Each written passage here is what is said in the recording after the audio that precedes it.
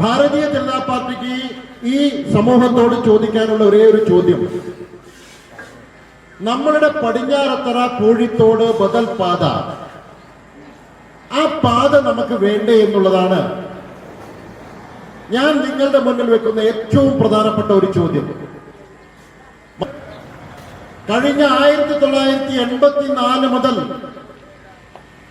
ആവശ്യപ്പെടുന്ന അല്ലെങ്കിൽ ആവശ്യപ്പെട്ടുകൊണ്ടിരിക്കുന്ന ചുരത്തിന് ബദലായിക്കൊണ്ട് ഏറ്റവും നല്ല സുഗമമായിട്ടുള്ള ഒരു പാത, ഒരു തരത്തിലുള്ള ആരെയും ബുദ്ധിമുട്ടിക്കാതെ ആർക്കും ഒരു പ്രശ്നങ്ങളുമില്ലാതെ നടപ്പിലാക്കാൻ പറ്റുന്ന പൂഴിത്തോട് പടിഞ്ഞാറത്തറ റോഡ് നിങ്ങൾ മാറി മാറി വോട്ട് കൊടുത്തിട്ടുള്ള CK ശശീന്ദ്രനും ശ്രേയാംസ് കുമാറിനും സിദ്ദീഖിനും MP ആയിട്ടുള്ള രാഹുൽ ഗാന്ധിക്കും പ്രിയങ്ക ഗാന്ധിക്കും അത് കൊണ്ടുവരാൻ സാധിച്ചിട്ടില്ല എങ്കിൽ എന്തോ ഒരു പ്രശ്നം ഇവർക്കുണ്ട് എന്നുള്ളത് യാഥാർത്ഥ്യമല്ലേ?